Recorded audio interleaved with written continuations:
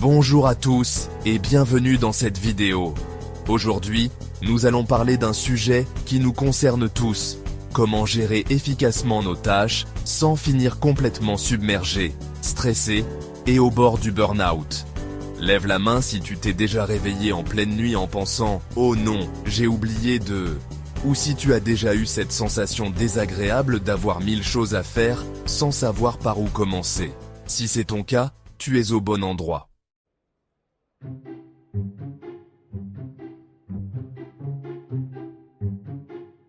Je vais te présenter la méthode GTD pour Getting Things Done, créée par David Allen au début des années 2000. Cette méthode a littéralement changé la vie de millions de personnes à travers le monde, des entrepreneurs aux cadres, des étudiants aux parents débordés. Et ce n'est pas juste une énième technique de productivité à la mode. C'est un système complet, éprouvé, qui repose sur des principes psychologiques solides.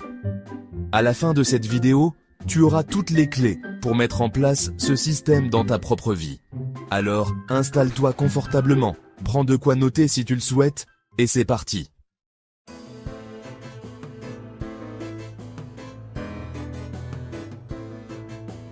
Avant de plonger dans la solution, il faut comprendre le problème. Pourquoi ? Alors que nous avons toutes les applications de gestion de tâches, les agendas électroniques et les outils modernes, nous nous sentons encore plus débordés qu'avant. La réponse est simple. Notre cerveau n'est pas conçu pour être un disque dur. Quand David Allen a développé la méthode GTD, il s'est basé sur une découverte fondamentale. Le cerveau humain est extraordinaire pour créer, pour réfléchir, pour résoudre des problèmes complexes. Mais il est absolument nul pour stocker et rappeler des informations de manière fiable.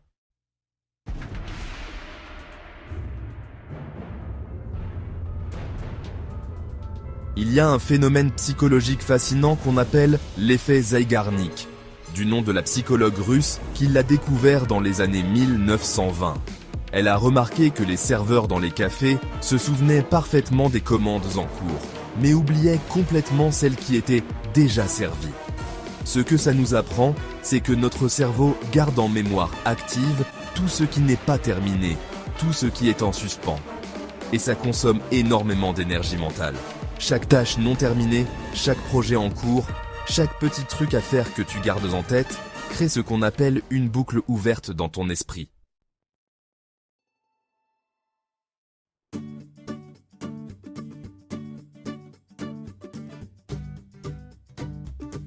David Allen utilise une métaphore magnifique pour décrire l'état mental idéal. L'esprit comme l'eau. Regarde un lac calme. Quand tu lances un caillou, l'eau réagit de manière parfaitement appropriée à la force de l'impact, ni plus ni moins. Puis, elle revient au calme. C'est exactement comme ça que ton esprit devrait fonctionner. Quand quelque chose arrive, tu y réponds de manière appropriée. Puis tu reviens à un état de calme et de clarté. Pas de surréaction, pas de sous-réaction. Juste une réponse adaptée.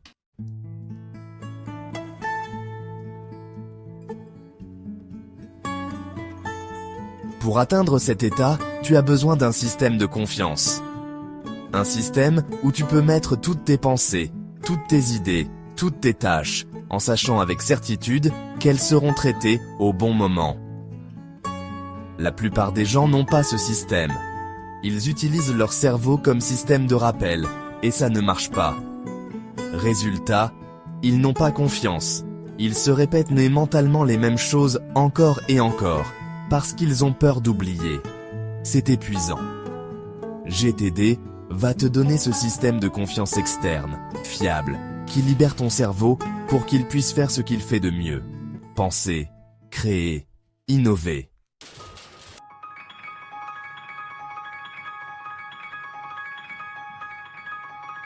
La première étape, et probablement la plus libératrice, c'est la capture. L'objectif est simple, sortir absolument tout de ta tête et le mettre dans un système externe fiable. Tu vas avoir besoin de ce qu'on appelle des boîtes de réception. Ça peut être un carnet papier, une application de notes sur ton téléphone, un fichier texte sur ton ordinateur. L'important, c'est d'avoir un endroit où capturer rapidement toute pensée qui te traverse l'esprit. Prends maintenant 20 à 30 minutes pour faire ce que David Allen appelle un vidage de cerveau complet. Note absolument tout ce qui te vient à l'esprit. Les tâches professionnelles, comme ce rapport à finir, cette présentation à préparer, cet email à envoyer. Les tâches personnelles, faire les courses, prendre rendez-vous chez le dentiste, appeler ta mère. Les projets à long terme, refaire la décoration du salon, apprendre l'espagnol, écrire un livre, les petites choses qui t'agacent. Cette ampoule à changer, ce tiroir qui coince, les idées qui te passent qu'au par la tête, créer une chaîne YouTube, faire plus de sport, ne filtre rien. Ne te dis pas « Oh ça c'est trop petit, ce n'est pas la peine ». Si ça occupe de l'espace dans ton cerveau, même microscopique, note-le. L'objectif est d'arriver à 0 pensée dans ta tête qui soit de l'ordre du « il faut que je pense à ».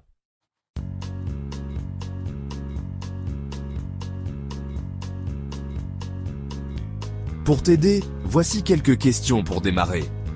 Qu'est-ce qui me préoccupe en ce moment? Qu'est-ce que je devrais faire, mais que je repousse? Qu'est-ce qui ne fonctionne pas bien dans ma vie actuellement? Quels sont mes objectifs pour cette année? Qu'est-ce que j'aimerais apprendre ou accomplir? Sois exhaustif. Cette première capture est fondamentale. Tu vas sentir un poids énorme se lever de tes épaules. Une fois cette première capture faite, tu dois prendre l'habitude de capturer en continu. Dès qu'une pensée te traverse l'esprit, hop, tu la notes immédiatement. Pas je m'en souviendrai plus tard. Maintenant. Aie toujours ton système de capture à portée de main.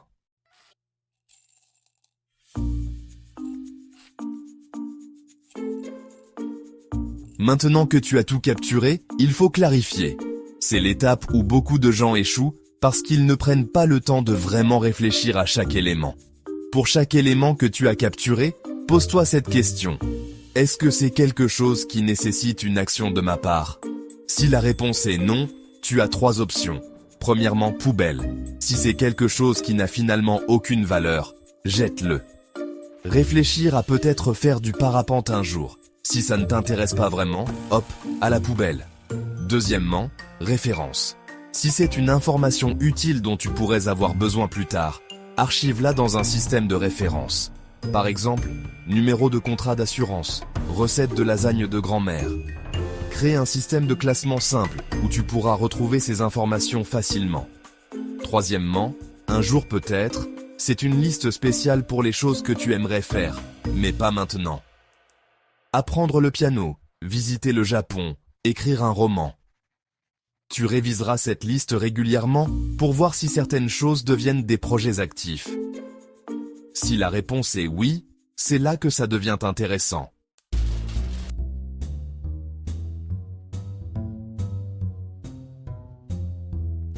Définir la prochaine action physique, c'est le point crucial de GTD. Tu dois définir la prochaine action physique, concrète, que tu pourras faire pour faire avancer ce sujet.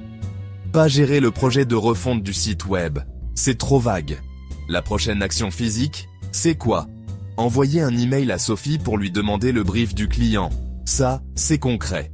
Tu peux visualiser l'action, ouvrir ton ordinateur, aller sur ta messagerie, cliquer sur nouveau message, taper l'email, cliquer sur envoyer. Autre exemple, pas m'occuper de mes impôts. Trop flou. La prochaine action, télécharger mes relevés bancaires de l'année sur le site de ma banque. Précis, concret, faisable. Cette clarté fait toute la différence. Quand ton action est floue, ton cerveau résiste. Quand elle est claire et concrète, tu passes à l'action sans friction.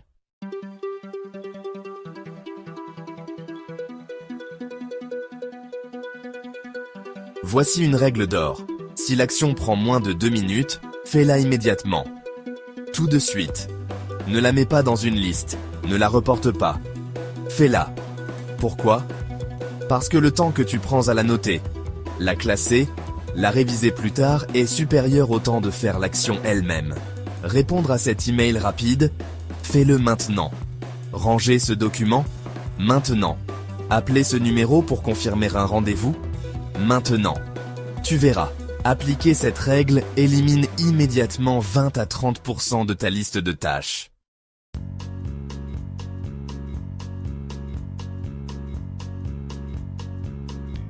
Maintenant que tes actions sont clarifiées, il faut les organiser. GTD utilise plusieurs catégories bien définies. Tout d'abord, ton calendrier. Ton calendrier ne contient que deux types d'éléments.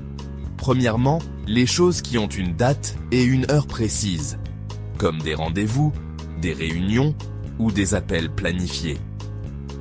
Deuxièmement, les choses qui doivent absolument être faites ce jour-là, mais pas à une heure précise. C'est tout. Ton calendrier n'est pas une liste de souhaits. Si tu mets travailler sur le rapport dans ton calendrier sans que ce soit vraiment bloqué à cette heure-là, tu perds confiance dans ton système.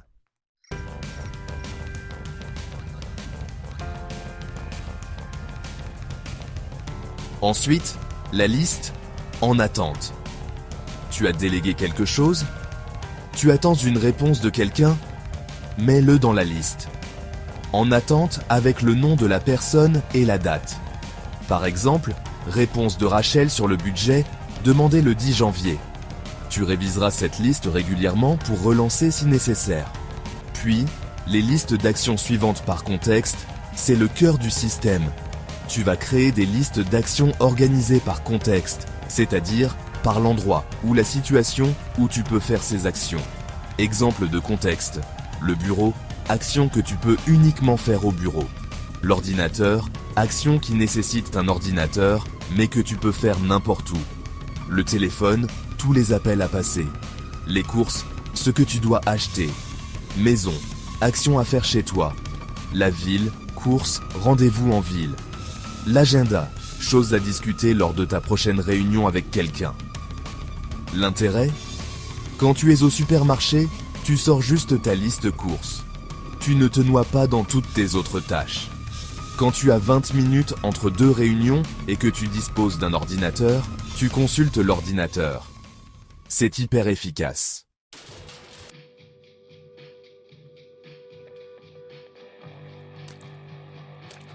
La liste des projets également. Un projet, dans GTD, c'est tout ce qui nécessite plus d'une action pour être complété. Organiser les vacances d'été, c'est un projet. Refaire la cuisine, c'est un projet. Même acheter un nouveau téléphone peut être un projet si ça implique de comparer les modèles, aller en magasin, transférer les données, et tout ça. Garde une liste de tous tes projets actifs. Pour chaque projet, assure-toi qu'il y a au moins une prochaine action dans tes listes de projets. Sinon, le projet stagne.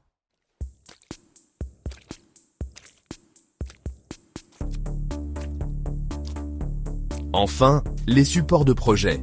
Pour tes projets plus complexes, crée un dossier de support où tu mets toutes les informations liées, notes, documents, idées, recherches. Mais attention, ce n'est pas dans ce dossier que tu mets tes actions à faire. Les actions restent dans tes listes de contexte.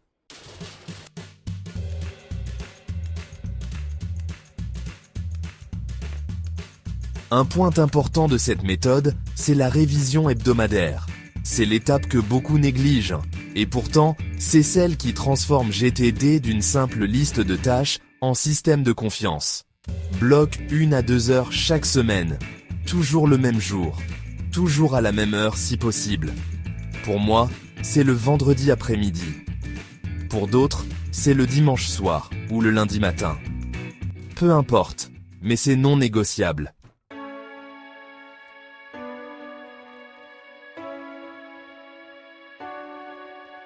Pendant cette révision, tu vas, premièrement, vider toutes tes boîtes de réception. Email, notes prises pendant la semaine, post-it, messages vocaux. Traite tout ce qui n'a pas encore été clarifié et organisé. Deuxièmement, révise ton calendrier. Regarde la semaine passée. Y a-t-il des actions qui en découlent? Regarde les semaines à venir. Qu'est-ce qui se prépare? Quelles actions dois-tu prendre maintenant pour être prêt? Troisièmement, parcours ta liste. En attente, qui dois-tu relancer? Qu'est-ce qui est arrivé? Quatrièmement, révise chaque projet. Pour chaque projet de ta liste, demande-toi, quelle est la prochaine action pour faire avancer ce projet?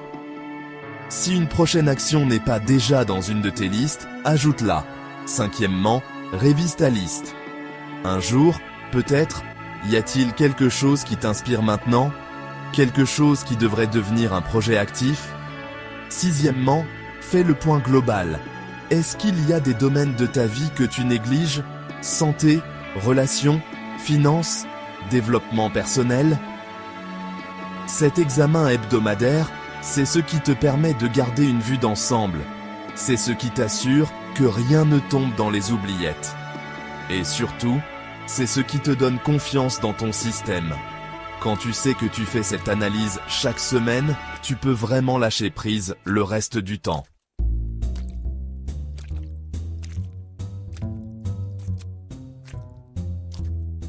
Maintenant que tout est capturé, clarifié, organisé, et que tu analyses régulièrement tes projets, comment choisir ce que tu vas faire maintenant? Le modèle GTD propose un modèle simple, avec 4 critères dans cet ordre. Premier, le contexte. Où es-tu? Quel outil as-tu? Consulte la liste appropriée. Deuxième, le temps disponible. Combien de temps as-tu?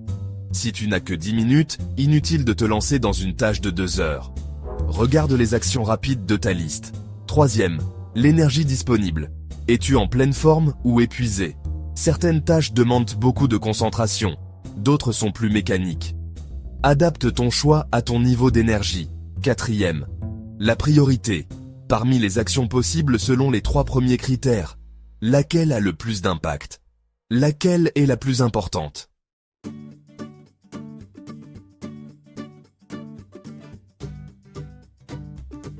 Une fois que ton système est en place, tu peux faire confiance à ton intuition.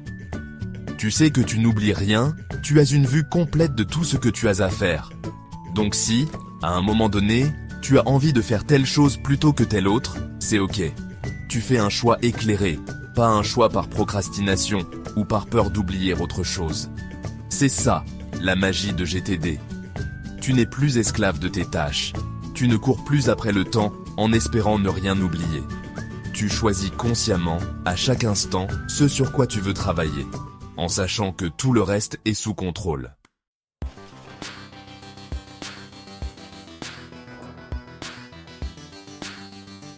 Il existe de nombreux outils pour implémenter GTD. La bonne nouvelle, c'est que GTD fonctionne aussi bien avec un système papier qu'avec des outils numériques.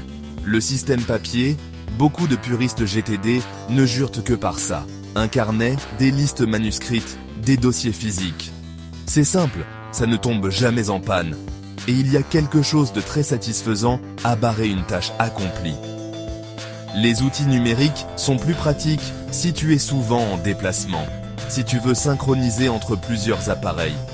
Voici quelques options populaires. Todoist, excellent pour gérer les contextes avec les étiquettes. Things, interface magnifique, très intuitif pour les Mac iOS. Notion, ultra flexible, permet de tout centraliser. Trello, visuel, basé sur des cartes. OmniFocus, le plus complet pour GTD, mais complexe. L'important n'est pas l'outil, c'est la méthode. Commence simple, avec ce que tu as déjà. Tu pourras toujours affiner plus tard.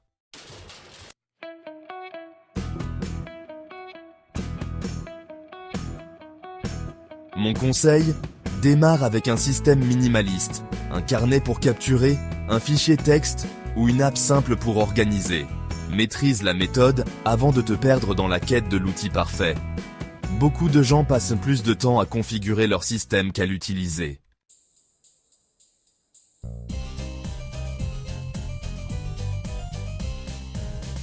Nous voilà arrivés au terme de cette présentation de la méthode GTD. Récapitulons rapidement les points essentiels. GTD repose sur 5 piliers.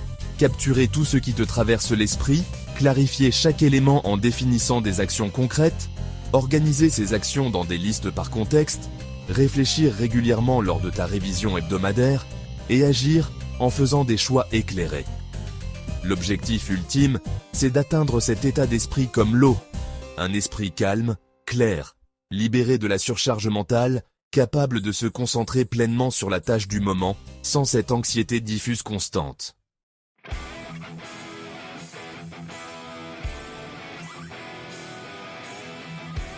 Vos premiers pas. Voici exactement ce que je te recommande de faire après avoir regardé cette vidéo. Aujourd'hui même, prends 30 minutes pour faire ta première capture complète. Vide ton cerveau sur papier ou dans une application. Note absolument tout. Cette semaine, bloque 1 heure pour clarifier et organiser ce que tu as capturé. Crée tes premières listes de contexte. Ce week-end, fais ta première analyse hebdomadaire.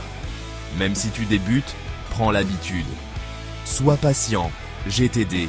Ce n'est pas une technique miracle qui transforme ta vie du jour au lendemain. C'est un système qui se construit progressivement. Les premières 6 semaines, tu vas peut-être oublier de capturer certaines choses.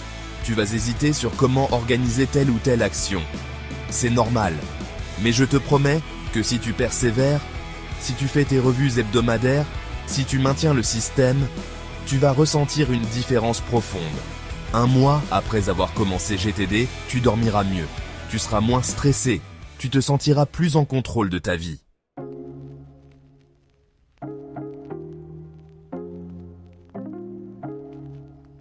Si cette méthode t'intéresse, je te recommande vivement de lire le livre de David Allen, Getting Things Done, ou S'organiser pour réussir en français. C'est la référence absolue, avec beaucoup plus de détails et d'exemples que ce que j'ai pu couvrir dans cette vidéo. Il existe aussi une communauté incroyable de pratiquants GTD en ligne. Des forums, des podcasts, des chaînes YouTube, où des gens partagent leurs astuces et leurs expériences.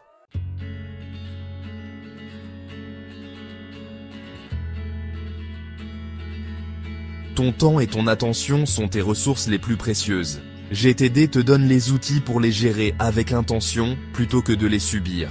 C'est un cadeau que tu te fais à toi-même. Comme le dit David Allen, votre esprit est fait pour avoir des idées, pas pour les conserver. Alors n'attends pas. Commence maintenant. Ton futur te remerciera.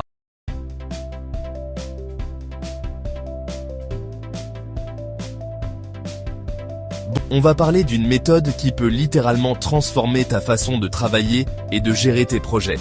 Que tu sois étudiante en pleine période d'examen, entrepreneur qui jongle avec 1000 choses à la fois, ou les deux en même temps, cette vidéo est faite pour toi. Lève la main si tu t'es déjà retrouvé dans cette situation. Tu as 15 onglets ouverts, 3 projets en cours, des deadlines qui approchent, et tu ne sais même plus par où commencer. Résultat ? Tu scrolles sur les réseaux sociaux en te disant je vais m'y mettre dans 5 minutes, qui deviennent 2 heures. Ouais, je te vois. On est tous passés par là. Je vais te présenter la méthode Zen to Done, ou ZTD pour les intimes. C'est une méthode de productivité créée par Leo Babauta, et honnêtement, c'est l'une des approches les plus accessibles et efficaces. Contrairement à d'autres systèmes ultra complexes, qui te demandent de passer 3 heures par jour, juste à organiser tes to-do list, la ZTD, c'est simple, progressif, et surtout, ça marche vraiment.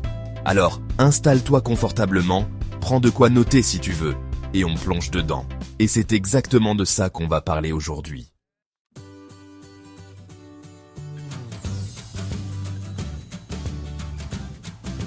Zen to Done, c'est un peu comme la version zen et simplifiée de la fameuse méthode GTD, Getting Things Done, de David Allen. Si tu connais GTD, tu sais que c'est super puissant, mais peut-être un peu compliqué à mettre en place. Leo Babauta s'est dit, et si on prenait le meilleur de GTD, qu'on enlevait tout ce qui est trop complexe, et qu'on se concentrait sur ce qui marche vraiment. Et boum, la ZTD est née. La grande idée derrière ZTD, ce n'est pas de tout révolutionner du jour au lendemain. Non. C'est de construire des habitudes productives, une à la fois, tranquillement. Parce que le problème avec la plupart des méthodes de productivité, c'est qu'on essaye de tout changer en même temps. On se dit, à partir de lundi, je vais me lever à 5 heures, méditer, faire du sport, tout planifier parfaitement. Et 3 jours plus tard, on est retourné à nos vieilles habitudes. La ZTD dit, stop, on y va doucement. On maîtrise une habitude, puis on passe à la suivante. C'est du développement personnel version petit pas, et c'est justement pour ça que ça fonctionne.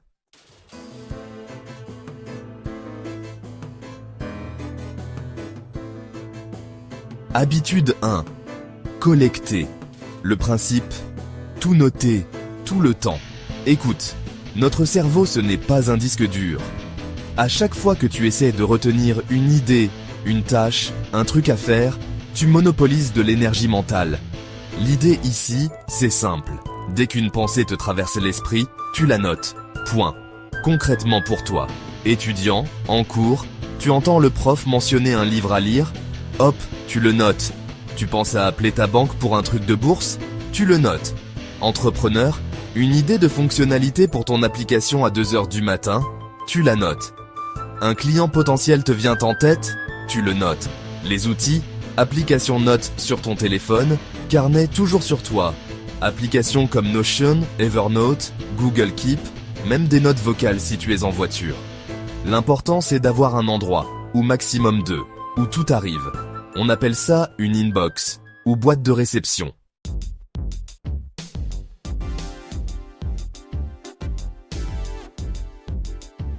Habitude 2. Traiter. Le principe, vider ton inbox régulièrement. Ok, tu as collecté plein de trucs. Super. Mais maintenant, qu'est-ce qu'on en fait?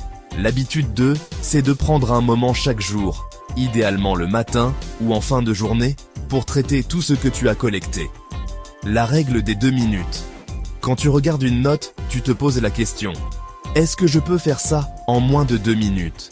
Si oui, tu le fais tout de suite. Sinon, tu le planifies, le délègues ou le mets dans ton système. Exemple concret, tu as noté répondre à l'email de Malia. Ça prend 1 minute? Fais-le maintenant. Tu as noté préparer la présentation pour le cours de marketing? Ça va prendre 3 heures. Donc tu planifies un créneau dans ta semaine. Le but, arriver à inbox 0 tous les jours. Ou au moins régulièrement.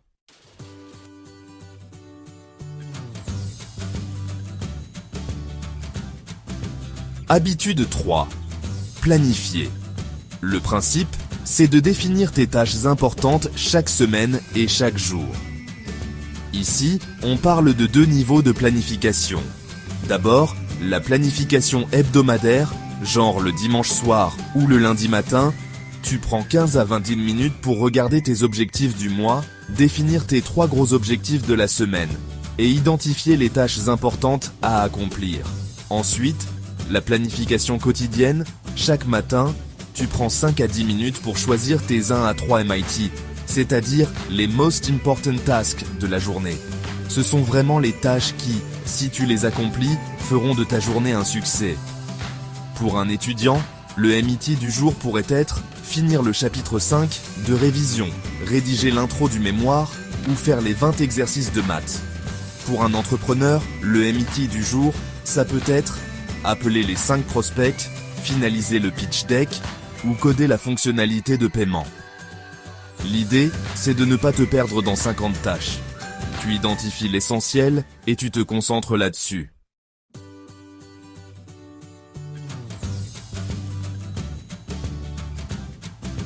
Habitude 4. Faire une tâche à la fois. Le principe, c'est simple. Monotâche, pas multitâche. Bon, on va casser un mythe. Le multitâche, ça n'existe pas. Ton cerveau ne peut pas faire 2 choses qui demandent de l'attention en même temps. Ce qu'on appelle multitâche, en réalité, c'est juste passer très vite d'une tâche à l'autre et perdre de l'efficacité à chaque fois. La méthode ZTD dit « Quand tu travailles sur une tâche, tu ne fais que cette tâche. » Point. Quelques conseils pratiques. Ferme tous les onglets inutiles, mets ton téléphone en mode avion ou dans une autre pièce. Utilise la technique Pomodoro si ça t'aide. 25 minutes de travail concentré, 5 minutes de pause. Et affiche un panneau.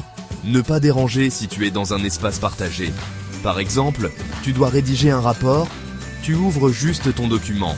Pas Gmail, pas Instagram, pas YouTube pour la musique. Juste le document. Tu vas voir, 30 minutes de travail concentré valent largement mieux que 3 heures de travail distrait. C'est exactement ça. La maîtrise vient de la répétition concentrée sur une seule chose.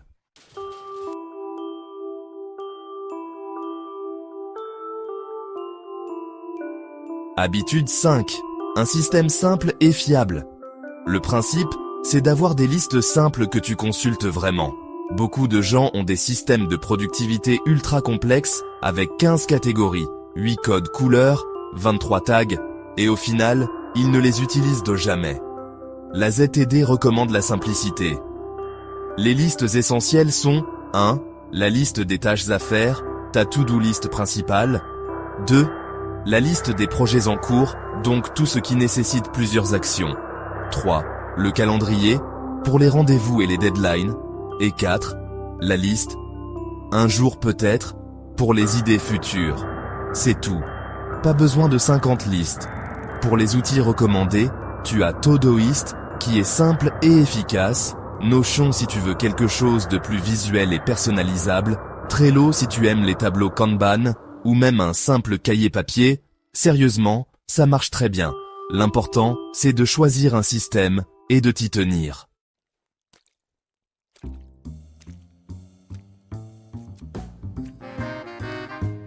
Habitude 6. Organiser. Le principe, c'est d'avoir une place pour chaque chose. Franchement, ça concerne pas juste tes tâches, mais aussi ton environnement physique et numérique. Pour l'environnement physique, pense à un bureau dégagé, avec seulement ce dont tu as besoin pour la tâche en cours, des dossiers clairement étiquetés et un endroit défini pour tes fournitures. Côté environnement numérique, c'est pareil, des dossiers bien organisés sur ton ordinateur, des emails classés ou archivés, pas 3000 emails non lus, hein, et des favoris ou marque-pages organisés par catégorie. Pourquoi c'est important ? Parce que chercher un document pendant 15 minutes, c'est 15 minutes de productivité perdue. Et surtout, c'est frustrant, et ça tue ta motivation.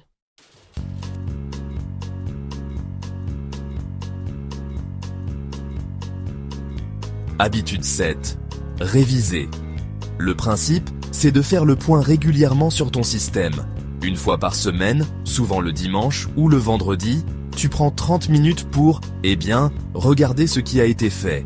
Quelles tâches as-tu accomplies ? Quels projets ont avancé ? Et surtout, célèbre tes victoires. Oui, c'est important. Ensuite, regarde ce qui reste. Qu'est-ce qui n'a pas été fait et pourquoi ? Qu'est-ce qui est encore pertinent ? Qu'est-ce qui peut être supprimé ou délégué ? Puis, ajuste pour la semaine suivante. Définis tes nouveaux objectifs, réorganise tes priorités. Cette habitude, c'est vraiment ton moment de recul. Ça t'évite de foncer tête baissée dans la mauvaise direction pendant des semaines.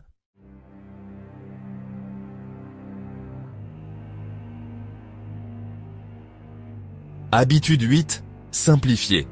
Le principe, c'est de réduire tes objectifs et tes engagements.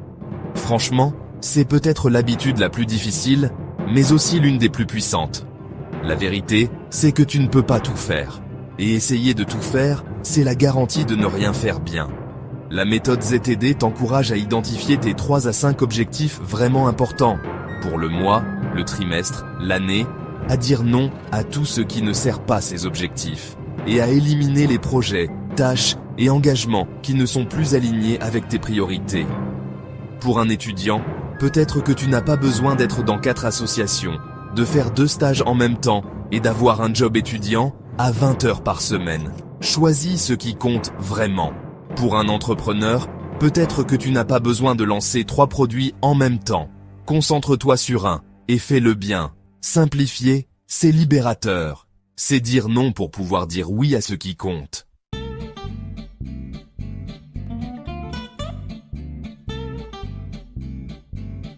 Habitude 9.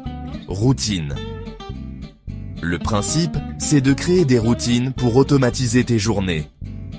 Les routines, franchement, c'est magique. Pourquoi ? Parce qu'elles éliminent la fatigue décisionnelle. Alors, voilà quelques exemples de routines efficaces.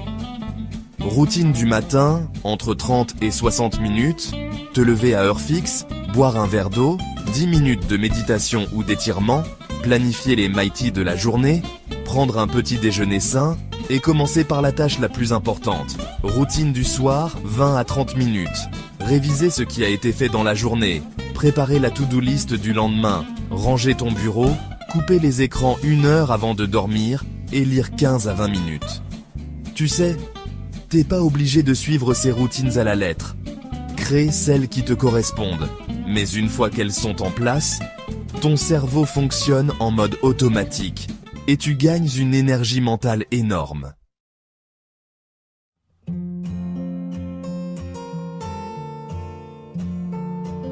Habitude 10, trouver ta passion.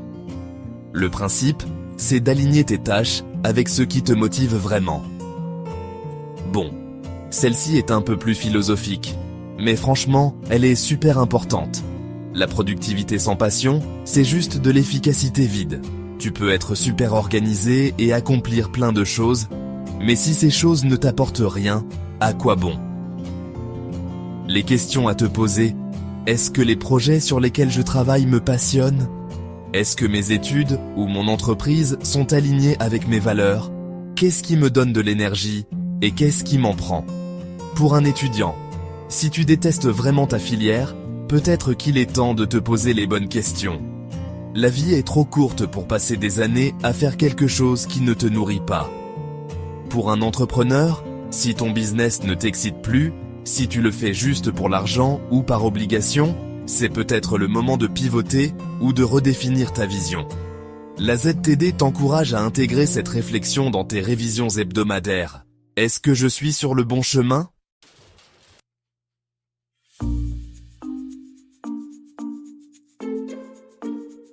Ok, tu te dis peut-être, super, mais par où je commence? Voilà la beauté de la ZTD. Tu ne commences pas par tout faire en même temps. Le plan d'action ZTD, mois 1, collecter. Concentre-toi juste sur l'habitude 1. Prends l'habitude de tout noter. Et toujours de quoi capturer tes idées. C'est tout. Mois 2, traiter et planifier. Maintenant que tu collectes bien, apprends à traiter ton inbox quotidiennement et à planifier tes journées avec tes MIT. Mois 3, faire, en mode monotâche.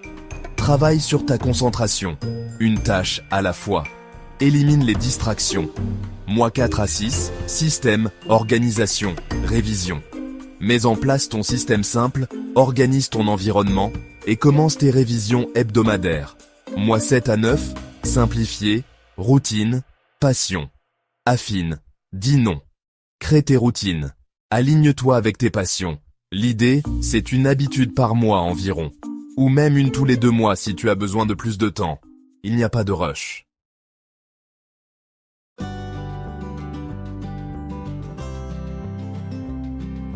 Les erreurs à éviter. Premièrement, vouloir tout faire d'un coup, tu vas craquer. Vas-y progressivement. Deuxièmement, chercher le système parfait, il n'existe pas. Choisis simple et avance. Troisièmement, abandonner après une semaine, les habitudes prennent du temps. Sois patient avec toi-même. Quatrièmement, te comparer aux autres, chacun son rythme. Ta ZTD sera différente de celle des autres, et c'est normal. Voilà, on a fait le tour de la méthode Zen to Done. Pour récapituler rapidement, la ZTD, c'est collecter tout ce qui te passe par la tête, traiter ton inbox régulièrement, planifier tes semaines et tes journées autour de tes MIT, faire une chose à la fois avec concentration, avoir un système simple que tu utilises vraiment, organiser ton environnement, réviser et ajuster régulièrement, simplifier tes engagements, créer des routines efficaces, aligner tout ça avec tes passions. C'est pas une méthode magique qui va résoudre tous tes problèmes du jour au lendemain, mais c'est une approche solide, progressive et surtout humaine qui respecte le fait que tu es un être humain, pas un robot. Si tu es étudiant, avec des examens qui approchent, ou entrepreneur qui essaie de lancer son projet, donne une chance à la ZTD. Commence petit, une habitude à la fois, et dans quelques mois, tu regarderas en arrière et tu seras surpris du chemin parcouru. Aristote disait « Nous sommes ce que nous faisons de manière répétée ». L'excellence n'est donc pas un acte, mais une habitude.